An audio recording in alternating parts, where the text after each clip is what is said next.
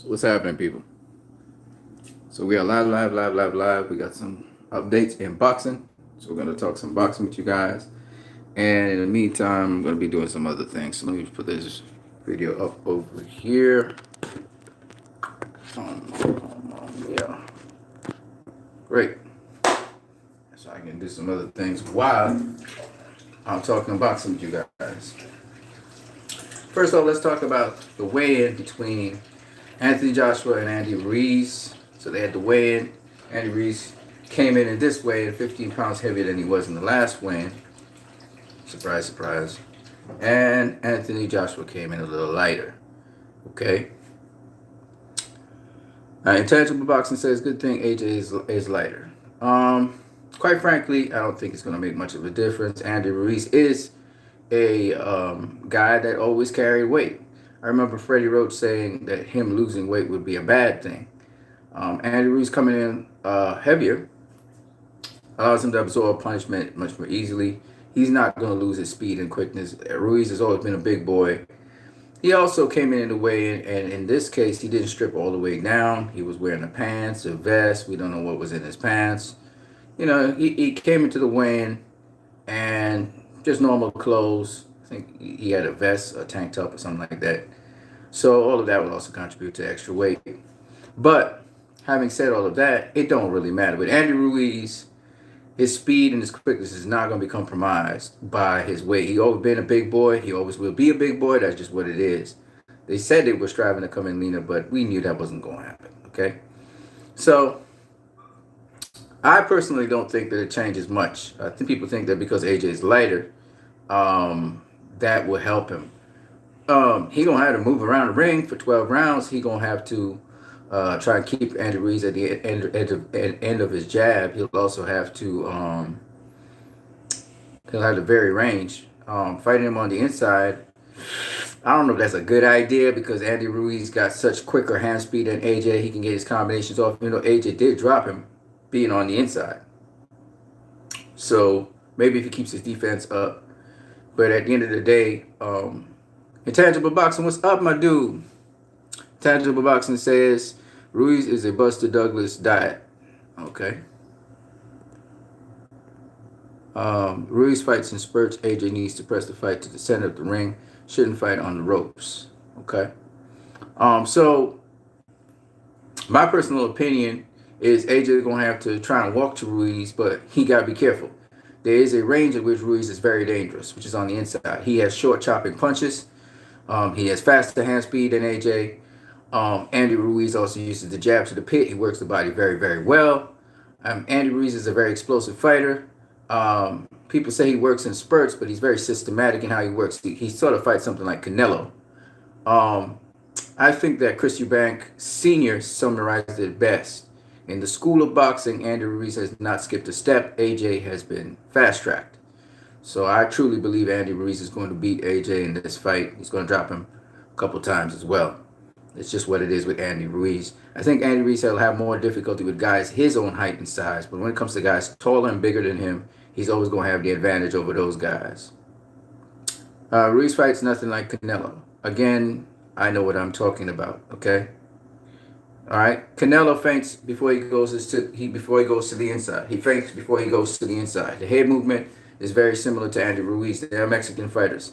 Andy Ruiz goes to the body. Canelo goes to the body. Okay, that jab to the pit is a very, very important punch that Andy Ruiz throws to gauge, not only to gauge his opponent, but also just to make sure he can reach his opponent. So once Andy Ruiz starts landing that jab to the pit, which Canelo also does, that fight is over. Essentially, because if Ruiz can get to AJ, then it don't really matter. And again, people don't understand boxing, so they don't understand that. Coach Eric Bradley broke it down so beautifully about Andy Ruiz's style. Okay, and I would advise any one of you guys to go check out Andy Ruiz's style. So that's just my thoughts on Andy Ruiz. AJ, I don't think I'm not changing my prediction. The fight goes the same way that I thought it would. Ruiz will beat AJ. They may rob Ruiz if it goes to the cards. They may rob him. All right, so look out for that. But if AJ is stopped. If Ruiz is able to hurt AJ again, he's gonna stop him.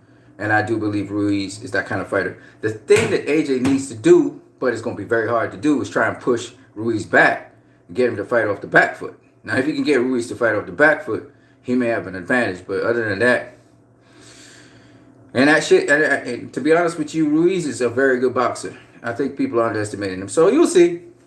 You'll see. AJ got a lot of things he got to do. He's no Sergey Kovalev. Kovalev can change levels and shit. AJ gonna have to try and do some of that. He's gonna try and outpoint Ruiz. If he's trying to knock him out, he gonna get knocked out. You know.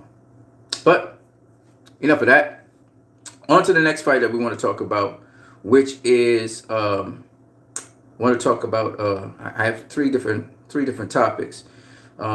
Dennis Hogan versus Jamal Charlo. The weigh-in happened, and I'm still going with Charlo. Charlo stopping Hogan somewhere around maybe the 5th, 6th round. He gonna stop Hogan.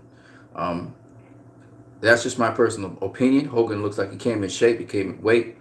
He looks very professional and everything.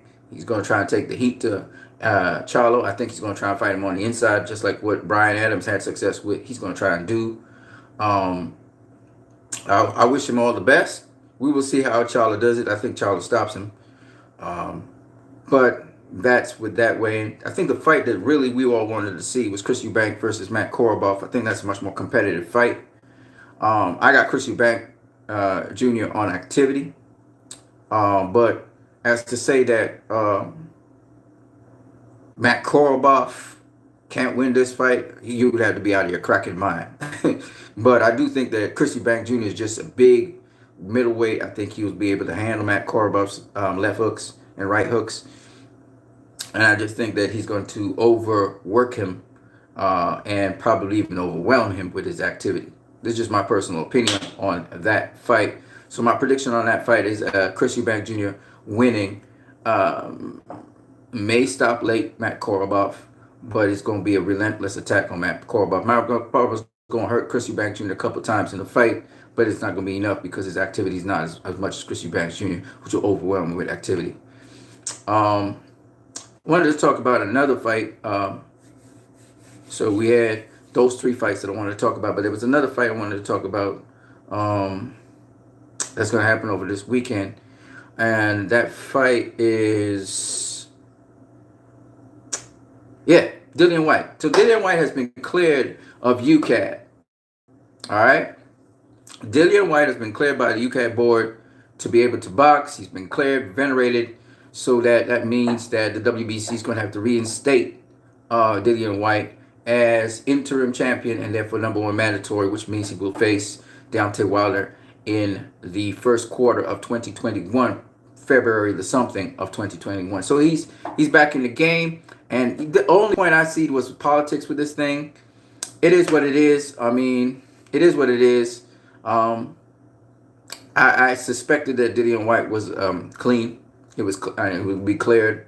But it is what it is. The WBC is investigating as well. But obviously, after UKAD has declared this, they're going to have to take those words and reinstate him back. So he has been cleared. I always thought of Dillian Whyte. I always felt like this was a political setup to burn him when I saw particularly Thomas Hauser on the case. Once I see Thomas Hauser's name, it really brings question marks whatever is going on.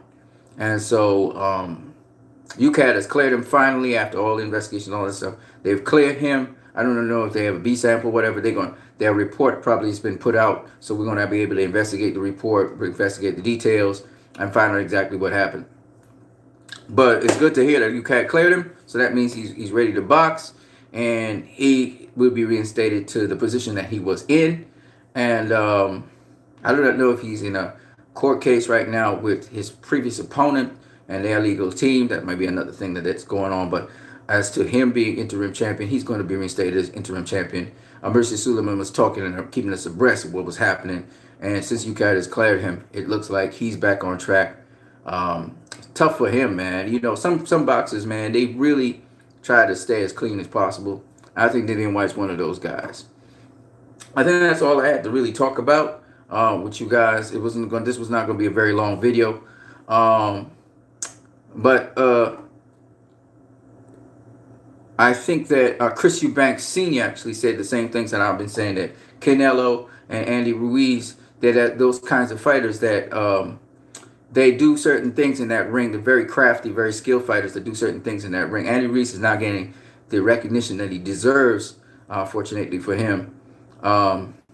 And you know, I will talk a little bit more about what Andy Ruiz does, the angles he cuts, the way how he actually breaks down a fighter, how he actually gets to the inside of a fighter, which is different to guys like Shannon Briggs when he was fighting Vladimir Klitschko, Vitaly Klitschko, sorry, and he got his ass whooped. You know what I'm saying? Shannon Briggs, he got his ass whooped by Vitaly Klitschko because he wasn't doing certain things. You see, you can't just go with a high guard walking up to a guy with a high guard. You see, and Shannon Briggs was a good boxer, by the way. He could box off the back foot and the front foot. You can't just be doing that. If you're gonna walk down a fighter, Floyd Mayweather versus Conor McGregor, Floyd Mayweather versus Zab Judah. Watch those fights. Okay, those were southpaws, right? It's a little bit different if you're orthodox. We saw Canelo versus Sergey Kovalev, Canelo versus Julio Cesar Chavez Jr., Canelo versus Triple G, the second fight, Canelo versus Danny Jacobs. All right. Look at those fights very carefully and understand what these fighters are doing when they're walking you down. Andy Ruiz is that kind of cerebral fighter as well. Okay, he doesn't just walk you down. Okay, he's not just going to just put his guard up and be walking to you, right? He does take a couple punches, but again, you very rarely catch him clean. Now, Anthony Joshua was able to catch him with a really odd combination, the uppercut and then the left hook, right? The right uppercut, left hook, that's a combination that he worked on. He was able to catch Andy Ruiz with that. He never caught him with it again. Did catch him with a flush right as well. I would say this. I would say that Andy Ruiz is a dude he's not what he appears to be. He's very tricky. All right. He's crafty. He's skilled. And he does various things. There's certain things he do. Okay. And what I would say, so that people will understand, is the rhythm of a fighter. You could do all that shit. You say you're going to box on the outside and all that shit. The rhythm of a fighter is a very important thing. Timing is a very important thing in boxing. I'm going to leave it at that. Okay? I'm not going to say no more about Andy Ruiz. When the fight is done, I'm going to break down what he did in the fight to Anthony Joshua, which Canelo also does to his opponents at a higher level. I think Andy Ruiz and Canelo have a lot in common. Andy Ruiz is friends with Canelo. He went to Canelo's fight against Sergey Kovalev. And with Ruiz particularly, he is used to fighting taller, bigger fighters. He's used to that. All right? People argue that he beat Joseph Parker. I could see how they had Joseph Parker win that fight. The things that Joseph Parker does is because Joseph Parker's height is not, he's not as tall as, say, Anthony Joshua or Deontay Wilder or a tall fighter. So the things that Andy Ruiz is very good at doing with tall fighters, he couldn't exactly do that all the way with Joseph Parker. And the beautiful thing about Joseph Parker is his hand speed was equal and a little bit faster than Andy Ruiz's hand speed. There's no way in hell Anthony Joshua's hand speed is going to match Andy Ruiz's hand speed. It's just not going to happen. Okay? And his foot speed is still not going to be able to match Andy Ruiz's foot speed. I don't care what research they did. In a real fight, a guy reverts back to what it is because the pressure going to be different in a real fight. To sparring, to training, you know, when you put under the real situation, it's different. So this is just my breakdown on it. You guys don't have to agree with me. You can have your own different opinions about the chances Anthony Joshua had. But the thing that Chris Eubanks Sr. said, I agree with 100%. In the school of boxing, you cannot skip steps. I'm going to say it again. In the school of boxing, you cannot skip steps. I truly believe that. All right? Joseph Parker had an extensive amateur background like Andy Ruiz. And Joseph Parker did not skip steps. Dillian Whyte, he didn't have an extensive amateur background. He was a kickboxer. You know, he actually beat Joseph Parker because Joseph Parker almost stopped him late in the fight. So you can argue that, hey, Anthony Joshua, man, he doing very, very good for the competition he's been facing. But I'm going to say this again. Andy Ruiz is a real one. Okay? If you ask me, Deontay Wilder versus Andy Ruiz, I might have to pause and think about that. Because Andy Ruiz did not skip steps in boxing. He did not. Okay? He did not. Okay? So that's all I'm going to say about that. I think that Christian Banks Sr. is a guy that usually I don't listen to, but when I listened to him, it was very thought out how he said what he said. And he even talked about his son and the fact that if his son was to face a Canelo, okay, it would be an extremely dangerous fight for his son, okay? And that's a fight his son's talking about. He thinks he can win, and he says, "But Ninja, you better know what you're doing in there." All right, that's all I was saying. He did go into details about it. So I'm only saying this to let you guys understand where I'm coming from. Okay, that's just my perspective. You guys may have a different perspective. Joshua made the mistake of moving straight back instead of laterally against Andy Ruiz. Okay. Changing my prediction of AJ on points. He just got to do what he did at the end of the second round. To AJ gonna get his belts back. Okay. Kovalev was working that boy Canelo when he was trying to walk him down. Impressive for a guy you fancy to get killed against Canelo. Okay. AJ is the best at heavyweight if he beats Ruiz. Okay, if you think so. So back to what I was saying. I really think you shouldn't change your prediction, but that's your opinion. You can keep saying what you're saying. I wish you the best.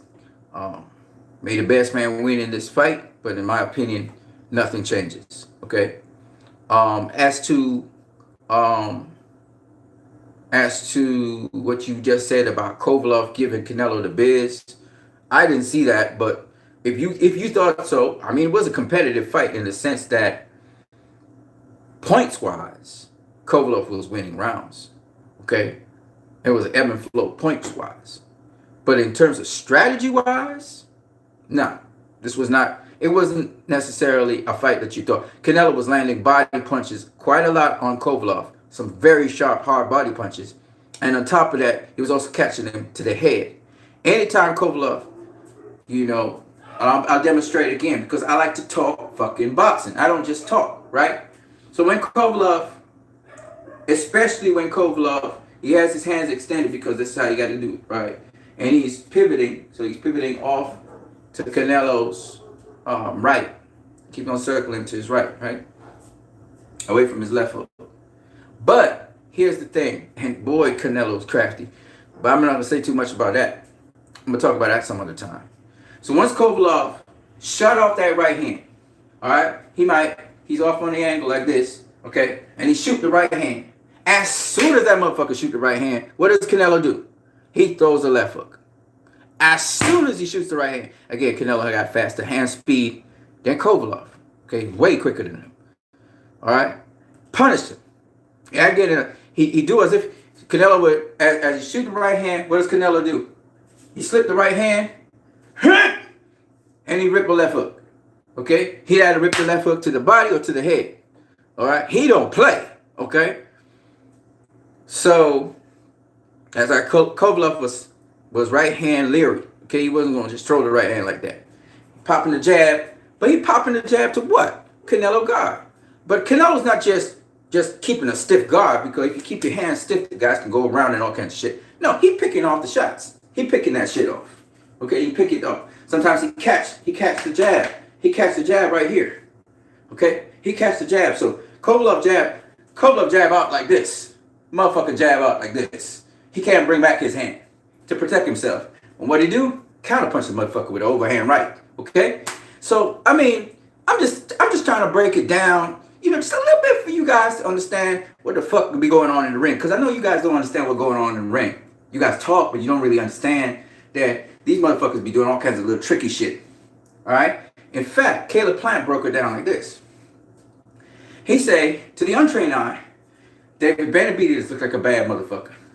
But see, what Caleb Plant does, he said, what I do, you don't really see, so you don't really appreciate. So to the naked eye, you think you know what you're seeing with me, but you're not really understanding what you're seeing with me.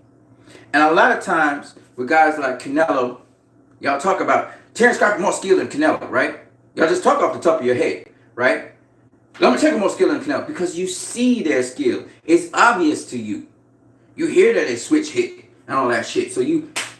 But with guys like Floyd, Canelo, and they tell you this. They say it's different when they go inside the ring with these guys, okay? Because there's so much subtle shit they be doing on y'all ass. Y'all don't be picking the shit up, right? Andy Ruiz. I'm gonna break down one shit because I'm gonna break down one thing. One thing for you motherfuckers, because y'all don't understand boxing. I realize that. Andy Ruiz. All right? Andy Ruiz is here, okay? I told you guys about inching in. We ain't gonna talk about that shit. Nah, we ain't gonna talk about that. We're gonna talk about one more thing. We're gonna talk about something that Andy Ruiz do that y'all don't watch, y'all don't pay attention to. Same thing Canelo do, okay? Andy Ruiz is walking your ass down.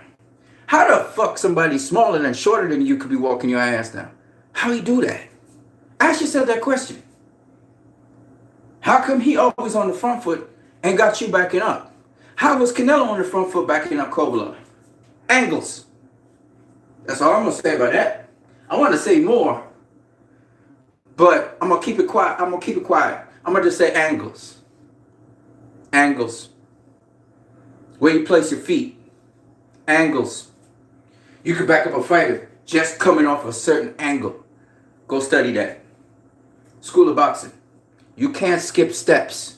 You can't fucking skip steps. That's all I'm going to say about that. I really want to say more. I want to break it down, but I'm going to leave that for the fight. And he did it in the first fight. Go watch it again. Go watch it again.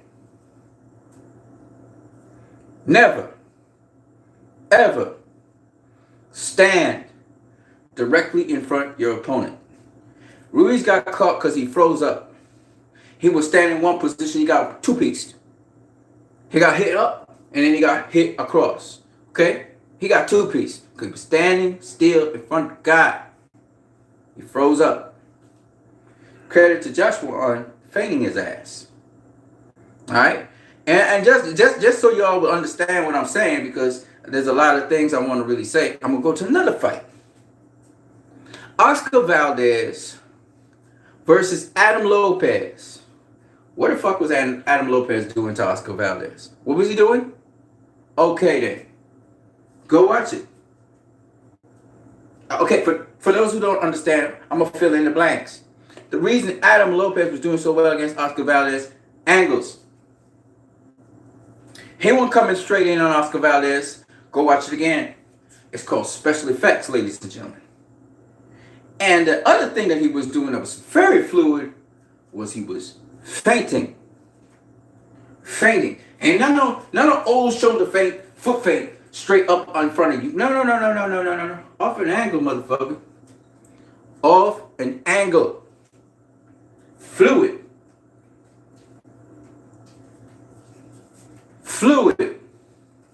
I'm a southpaw. Let me do it orthodox style.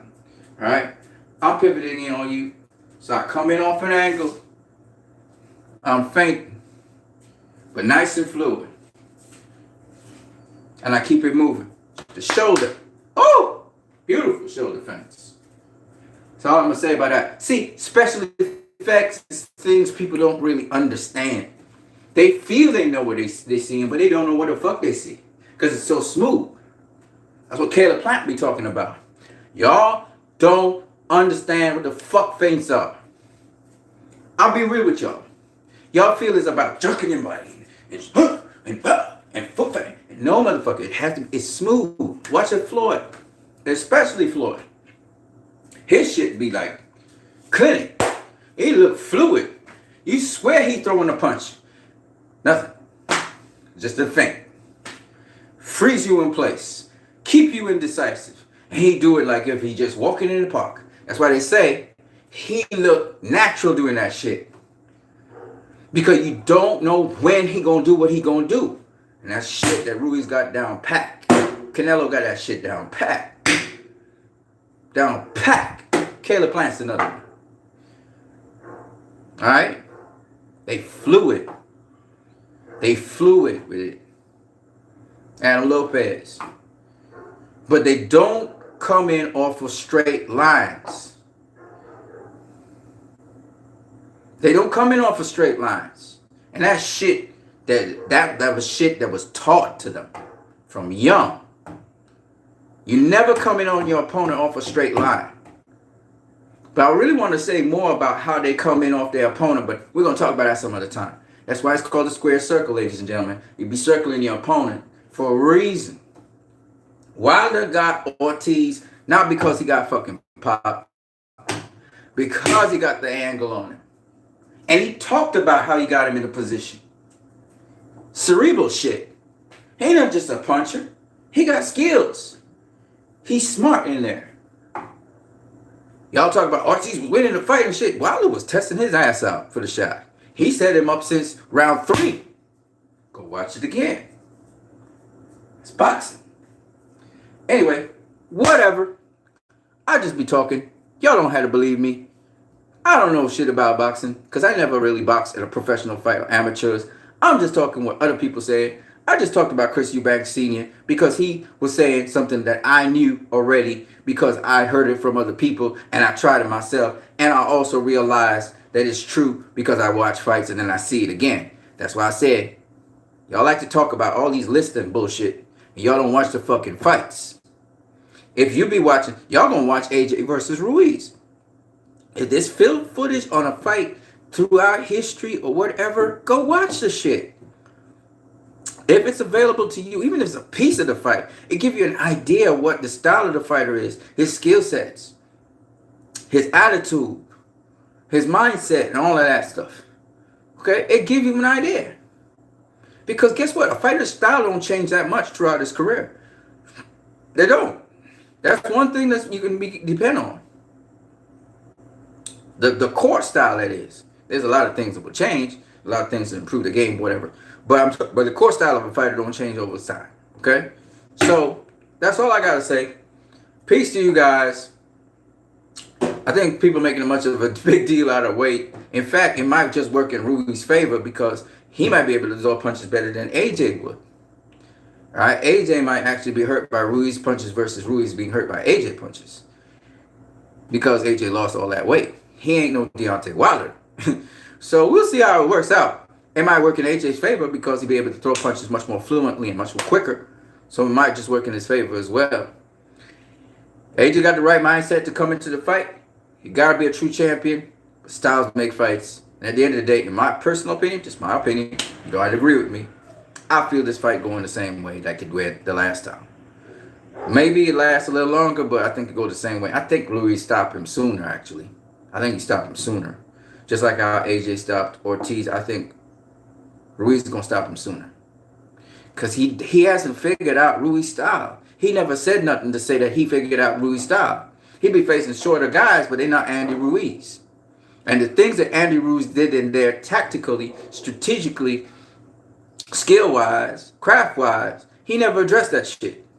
So I don't expect him to just go in there and be able to beat Andy Ruiz. If I'm wrong, so be it. But I personally think that style-wise, this is just a difficult style for him. Regardless of what y'all think about the weight of Andy Ruiz and stuff, which Andy Ruiz deliberately went in with pants and all that shit, I guess deliberately to make you guys feel a certain way about him. And he be eating liberally. I saw him eating his dessert and all that shit. So we won't see what will happen on fight night, but I personally think that Andy Ruiz is going to be Andy Ruiz like he always is Andy Ruiz. And it's going to be up to AJ to show us something different, you know. Show him something different. Andy Ruiz is going to be on his P's and Q's for sure. And don't let Andy Ruiz's voice, his very bland voice, don't let don't let that voice fool you. Andy Ruiz gonna bring it. Okay, that is a guarantee. So we're gonna see. We'll see what happens. We'll see what happens. You know, but that's Andy Ruiz versus AJ. I talked too much about that. I want to talk a little bit about